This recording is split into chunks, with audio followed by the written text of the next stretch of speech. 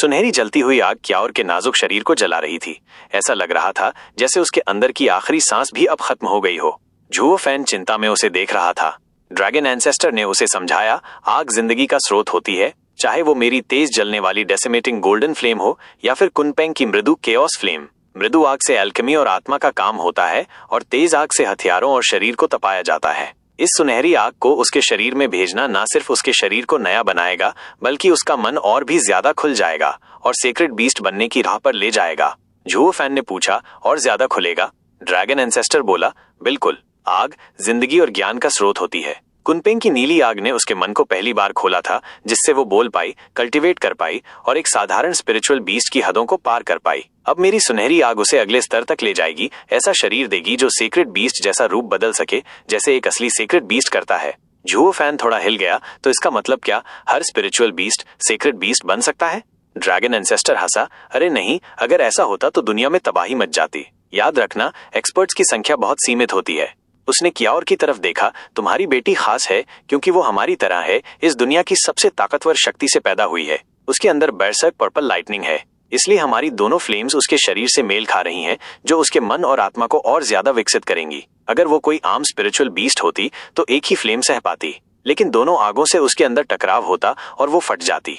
झुओ fan ने सिर हिलाया। उसे कुनपेंग के पास वाले 3 हेडेड क्रो की याद आई। उसे कुनपेंग की नीली आग मिली थी, मगर वो कभी सेक्रेड बीस्ट नहीं बन पाया क्योंकि उसकी आत्मा में 5 शक्तियों में से कोई भी नहीं थी। झुओ फैन मुस्कुरा दिया और ड्रैगन एंसेस्टर की तरफ देखा, और मैं, क्या मेरे पास भी तुम्हारी दोनों फ्लेम्स नहीं हैं? ड्रैगन एंसेस्टर का मुंह थोड़ा टेढ़ा हो गया। अरे हट, तू तो 9 सेरेनिटी सॉवरेन की बनाई हुई अजीब रचना है।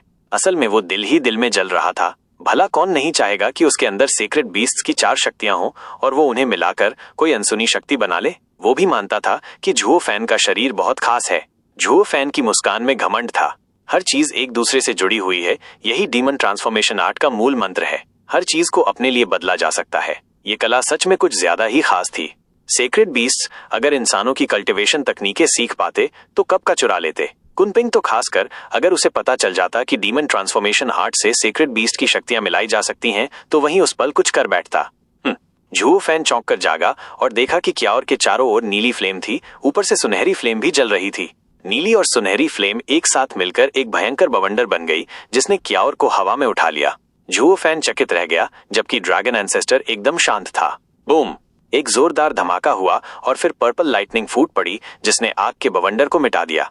इसके बाद चारों तरफ बिजली गूंज उठी और उसके बीच खड़ी थी एक 8 साल की लड़की, जिसके लंबे बैंगनी बाल थे और बैंगनी कपड़े। वो इतनी प्यारी लग रही थी, उसके गुलाबी गाल, चमकती आंखें और सफेद दांत देखकर कोई भी पिघल जाए। झुओ फैन हैरान रह गया। ड्रैगन एंसेस्टर हंसा, अब रूपांतरण पूरा हो गया है। थोड़ी और ट्रेनिंग के बाद ये बच्ची अगली थंडर फिनिक्स बनेगी, और जब किलिन का बेटा भी जुड़ जाएगा तो 5 महान सेक्रेड बीस्ट्स फिर से एक साथ होंगे। झुओ फैन थोड़ा हिचकिचाया, ड्रैगन एंसेस्टर, क्या ये मेरी बेटी है?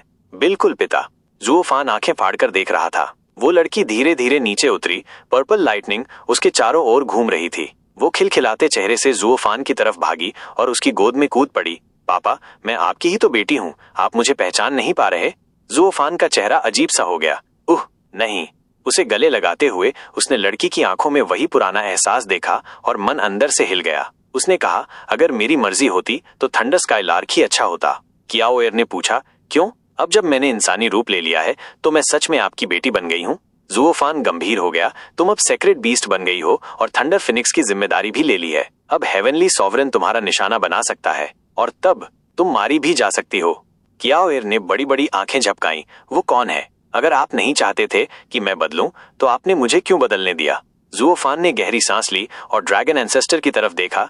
मेरे पास कोई और रास्ता नहीं था। ड्रैगन एंसेस्टर मुस्कुराया, हाँ, भले ही तू मना करता, मैं फिर भी करता। हमें इस वक्त ताकत चाहिए, तभी 5 सेक्रेड बीस्ट्स की ताकत मिलकर हमें हेवनली सॉवरेन के खिलाफ खड़ा कर सकती है। अकेले हम कुछ नहीं कर सकते। झुओ फैन ये बात जानता था, मगर उसका दिल फिर भी बेचैन था। ड्रैगन एंसेस्टर बोला, दूसरी पीढ़ी की जिम्मेदारी अब मुझ पर छोड़ दो, मैं उसकी पूरी ताकत बाहर निकाल दूंगा। झुओ फैन ने सिर हिलाया, लेकिन क्याओर उसका गला पकड़कर मचल गई। नहीं, मैं पापा के साथ रहना चाहती हूँ। ड्रैगन एंसेस्टर का स्वर कठोर था। कोई बात नहीं, ये लड़का चाहे जितना जबरदस्त क्यों ना हो, ये बस एक इंसान है। उसे थंडर फिनिक्स की असली ताकत का कुछ नहीं पता। अभी तुम्हारा दिमाग तेज हो गया है, बरसर्क पर्पल लाइटनिंग की ताकत भी समझने लगी हो, मगर ये सब बहुत धीमा है। मेरे साथ ट्रेनिंग करोगी तो थंडर फिनिक्स के सारे हुनर जल्दी सीख जाओगी। बाद में अपने पापा के पास चली जाना, लेकिन अभी मेरे साथ ही रहना होगा ताकि तुम रास्ते से भटक न जाओ। जुओ फान ने भी सिर हिलाया। हाँ, अब जब तुम्हें तूफान में उतरना ही है तो तुम्हें ताकतवर बनना ही होगा। मैं तुम्हें कुछ नहीं सिखा सकता। ड्रैगन एंसेस्टर के साथ रहना ही सही है। जुओ फान ने कियाओएर को नीचे उतारा और बिना पीछे देखे बोल पड़ा, ड्रैगन एंसेस्टर, अब दरवाजा खोल दो, मैं बाहर जा रहा हूँ। ठीक है। ड्रैगन एंसेस्टर ने अपने पंजे से रास्ता खोला और बाहर की खूबसूरत दुनिया दिखने लगी। वो बोला, तू एक मकसद वाला आदमी है जो समझता है कि क्या करना है और बिना झिझक उसे करता है। पापा, कियाओएर की आवाज कांप उठी। जब से मैं पैदा हुई हूँ मैंने कभी आपको छोड़ा नहीं। जुओ फान एक पल को रुक गया। दिल में चुभन हुई, मगर उसने दिल को कड़ा किया और बिना पीछे देखे चला गया। उसे पहले से पता था, जब ड्रैगन एंसेस्टर ने कियाओएर को देखा तभी से उसने ठान लिया था कि इसे सेक्रेट बीस्ट बनाकर उसे सबसे कठिन जंग में उतारना है। एक पिता होने के नाते जुओ फान को उसकी जिंदगी बचाने का सबसे अच्छा रास्ता देना था। पापा। दरवाजा जैसे ही बंद हुआ कियाओएर की आवाज कट गई और वो फूट फूट कर रो पड़ी, लेकिन जुओ फान ने एक बार भी मुड़कर नहीं देखा। दरवाजा बंद हुआ और उसके आंसू वहीं रुक गए। जुओ फान ने गहरी सांस ली, आंखें बंद करके दिल को शांत किया और फिर आगे बढ़ गया। अब हेवनली सॉवरेन जैसे खतरनाक दुश्मन का सामना करना था। कोई उसकी मदद नहीं कर सकता था और वो भी किसी की मदद नहीं कर सकता था। उसे बस इतना करना था कि जिनसे वो प्यार करता है उन्हें इस मुसीबत से दूर रखे। वूश! जो फान ने अभी एक कदम ही बढ़ाया ही था कि ये लिन सामने आ गया, थोड़ा झिझकते हुए। जो फान ने बस उसका कंधा छूते हुए ठंडे भाव से आगे बढ़ गया। रुको, ये लिन ने आखिरकार कहा। जो फान रुका। क्या बात है? ये लिन ने सिर खुजाते हुए कहा, मास्टर ने शायद सब कुछ आपको बता दिया होगा। हमारा मकसद एक ही है, मास्टर की मदद करना। 8 वर्ल्डविंड टनल्स में से एक पर मैं इस सीक्रेट रेल में एरे सेट कर चुका हूँ। बाकी मुश्किल होंगे, खासकर वेस्टर्न लैंड वाले। आखिर हम वहीं के डिसिपल हैं। जो फान ने ठंडी आवाज में कहा, बात खत्म हो गई, मैं जा रहा हूँ। ये लिन घबरा गया। रुको, मास्टर ने कहा था कि हम रिकॉयल एरे मिलकर सेट करें। जो फान ने बीच में ही काट दिया, मुझे तुम्हारी जरूरत नहीं है। तुम बस एक वेस्टर्न लैंड डिसिपल बने रहो, मैं अकेले कर लूंगा। और हाँ, तुमने मेरी जान बचाई तो उसका बदला जरूर चुकाऊंगा। ये लिन कांप गया, उसकी आंखें भीग गईं। उसने जोर से चिल्लाया, भाई। जो फान चौंका, उसने अजीब नजरों से देखा। क्या कहा? Elder brother. ये लिन ने सिर झुकाकर कहा, सेक्रेट बीस्ट्स के बीच एक नियम होता है, जो जीतता है वही राजा होता है। मैंने हार मान ली, अब से तुम मेरे एल्डर ब्रदर हो। जो फान ने फिर मुड़कर चलना शुरू कर दिया। वो बीस्ट की दुनिया का नियम है, हम इंसान हैं। और सुन, तुमने मेरी जान बचाई, मैं तुम्हारा एहसान चुका दूंगा, इससे ज्यादा कुछ नहीं। एल्डर ब्रदर, फर्क नहीं पड़ता, मैंने हार मानी है, अब से तुम मेरे राजा हो। जो फान चलते रहा। और हाँ, सीनियर ब्रदर ने एक जेड स्लिप भेजा है। मिस चू, ठीक है, सबको लगता है कि तुम मर चुके हो। डबल ड्रैगन मैनर मुझे बुला रही है रिपोर्ट देने के लिए। एल्डर ब्रदर, चलोगे क्या, या फिर मैं उनके लिए कोई संदेश दे दूं? जो फान थोड़ा कांपा, फिर तेजी से आगे बढ़ा। नहीं, बस यही कहना कि मैं मर गया।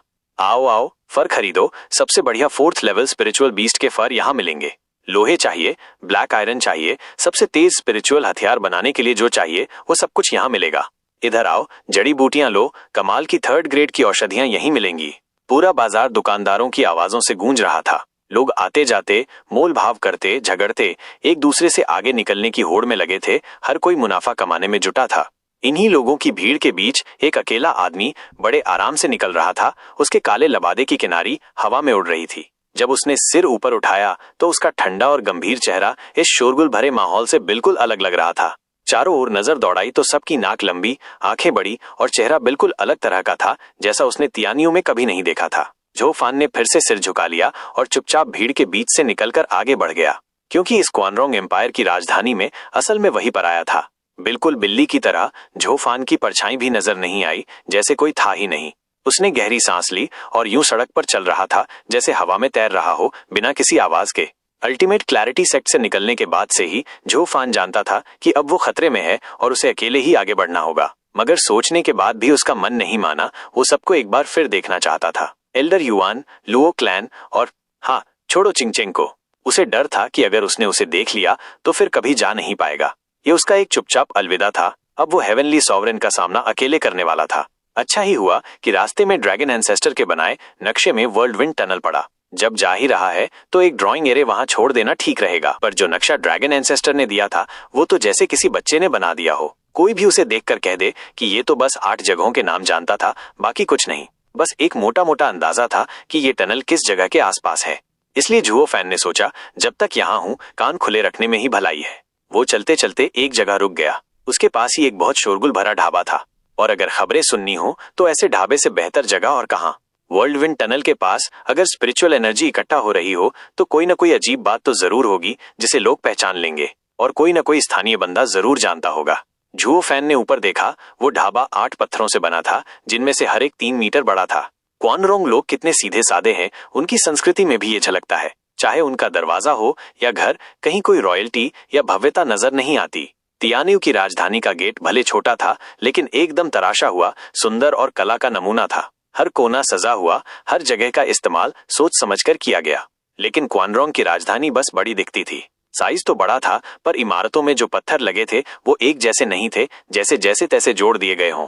शायद ये उनकी संस्कृति का असर है, जो सिर्फ ताकत को मानती है और बाकी बातों की परवाह नहीं करती। इतनी पीढ़ियों से स्पिरिचुअल बीस्ट्स के साथ उठना बैठना करते करते उनमें बस ताकत का ही भरोसा बचा है। ऐसे में किसी सेज का पैदा होना मुश्किल ही लगता है, जैसा तियानियों में हुआ था।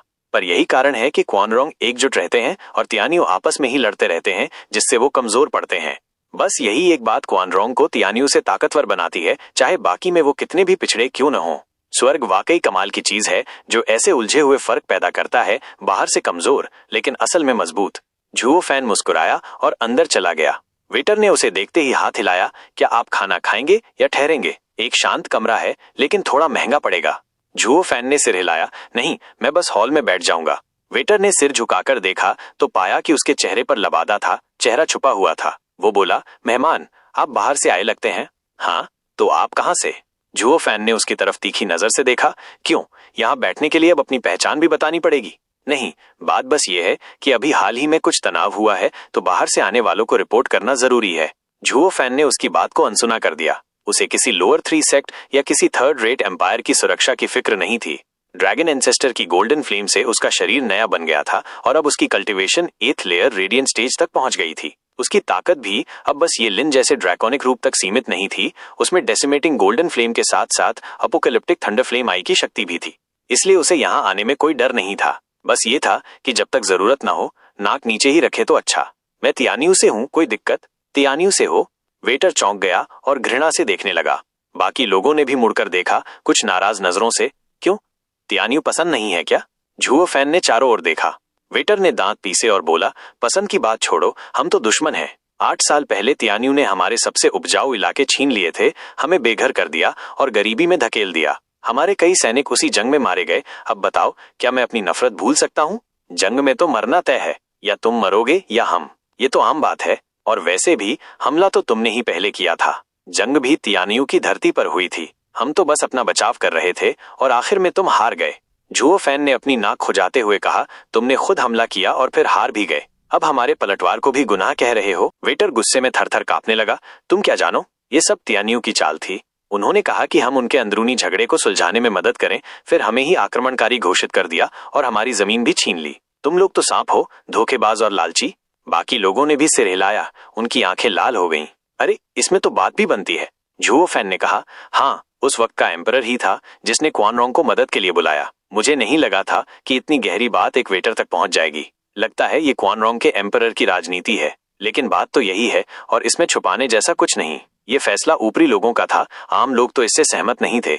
अब जब उस एम्परर की हार हुई तो जाहिर है कि वो अपनी बात पर कायम नहीं रह सका। उल्टा जिस दुश्मन से लड़ने के लिए तुम आए थे वही जीत गया, और उसने तुमसे हिसाब बराबर कर लिया। क्योंकि उसका तुमसे कोई सौदा नहीं था, तो उसने तुम्हें इस्तेमाल किया। वेटर का चेहरा थोड़ा सा फड़का, फिर हाथ झटक कर बोला, पर हमें इससे क्या? हमारे लिए तो हर तियानियों वाला हमें धोखा देने वाला ही है। नहीं नहीं, तियानियों में भी कई गुट हैं। अगर तुम एक का साथ दोगे तो बाकी तुम्हारे दुश्मन बनेंगे, और जब तुम हारे तो साफ है कि तुमने गलत पक्ष का साथ दिया। ये तियानियों के लोगों का स्वभाव नहीं है। उनके लिए तुम उन लोगों के साथ ही दिखे जो उन्हें मारने आए थे। झुओ फैन ने हाथ हिलाया। तुम्हारे एम्परर की बेवकूफी थी जो बिना समझे किसी दूसरे एम्पायर के मामलों में कूद पड़ा। और जब सिपाही कमजोर हों तो घर की रखवाली करो, किसी और की लड़ाई में मत कूदो। चुप हो जा। वेटर अब गुस्से से कांप रहा था। हमारा एम्परर दुनिया का सबसे अच्छा है। जब हमारी जमीन गई तब भी उसने हमें राजधानी में बसाया। हमारा कमांडर भी सबसे अच्छा है, अपने सैनिकों से प्यार करता है और कभी हारा नहीं। झुओ फैन ने भौहें उठाई। सबसे अच्छा एम्परर, जिसने तुम्हारी जमीन गवाई और फिर तुम पर थोड़ी दया कर दी, और तुम उसे महान कह रहे हो? ये तो उसका फर्ज था। अगर वो इतना भी ना करता तो वो एम्परर कहलाने लायक नहीं था। और कमांडर, टुओबाटिशन बुरा नहीं है, मगर ये कहना कि वो कभी हारा नहीं जरा ज्यादा हो गया। कम से कम तियानियों में तो वो लगातार हारता रहा, तभी तो तुम्हारा घर छिन गया। अबे तू। झुओ फैन की ये बातें सबके दिल में चुभ गईं।